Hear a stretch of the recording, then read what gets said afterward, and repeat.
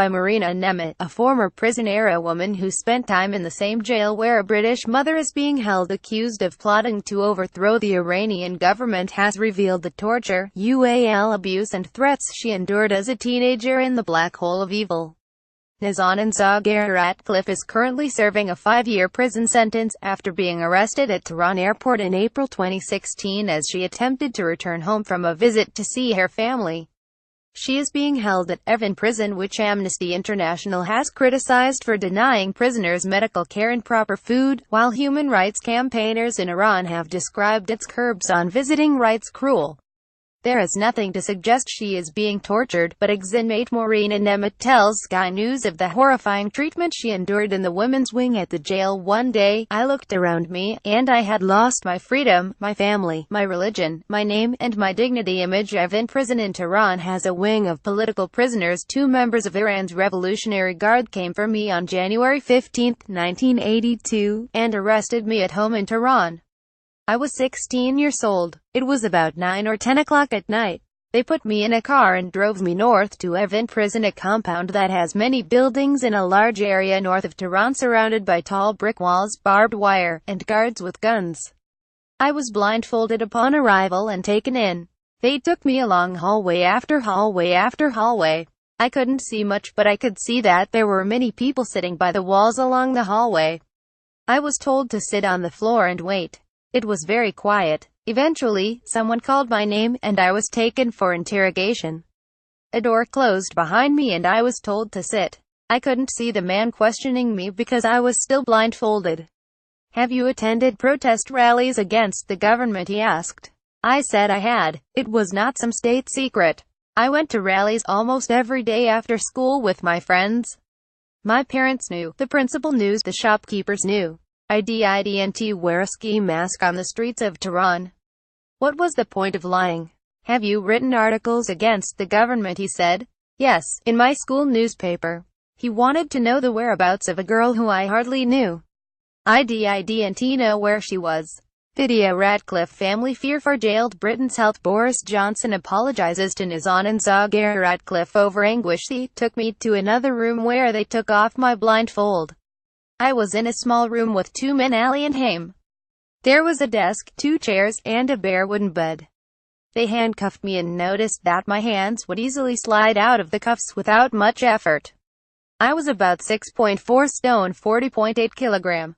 They laughed and put both my wrists into one cuff, and, as it clicked, my right wrist cracked.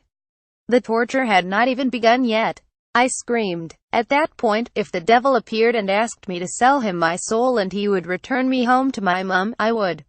I would have sold my soul with whipped cream and a cherry on top. I would have done anything to get out of that room. They tied me to the bare wooden bed. I was lying down on my stomach. They lashed the soles of my feet with a length of cable that looked like a garden hose but was not hollow. This is the most common method of torture in the Middle East. Why? Because our nerve ends are in our feet. With every strike, my nervous system would explode, and then it was magically put back together again, and I was wide awake for the next. Video: Boris Nazanin zaghari-Ratcliffe was in Iran on holiday, a place beyond pain. I began to count the strikes, but I forgot how to count. They eventually stopped beating me and made me sit up. I looked at my feet, and I laughed out loud. My feet looked like overgrown party balloons with toes on them, indigo blue. I looked like a cartoon character. They thought I was resisting, so they beat me more. Torture is not really designed to get information, because the tortured tells the torturer what he wants to hear. Torture is designed to kill the human soul. When they succeed, they stop. If they don't, then they will execute you.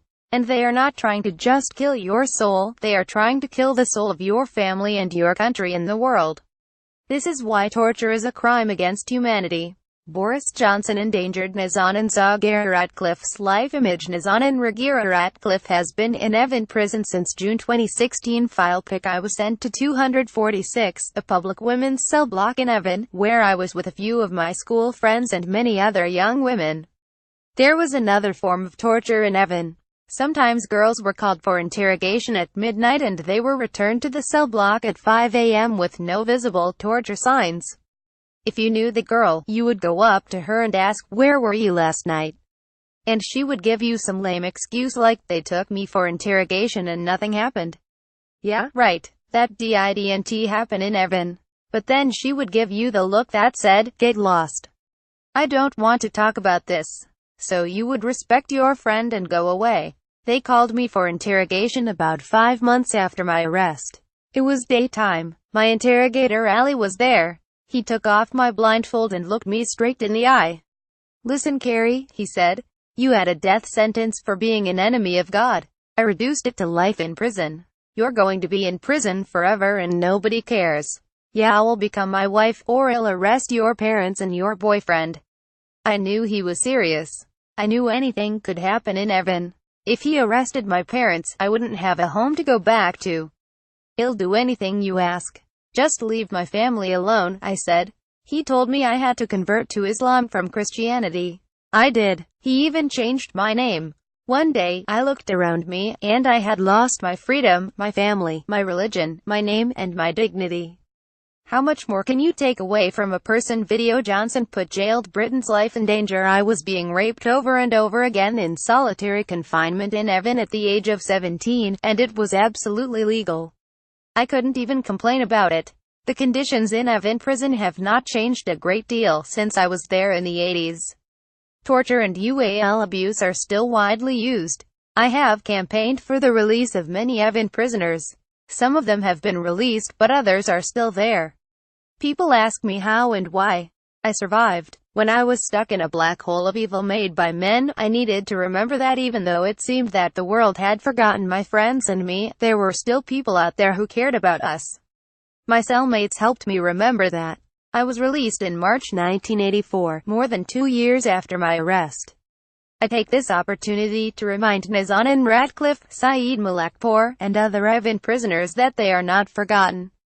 We care. We're doing our best to make sure the world knows about their ordeal and does its best to bring them home.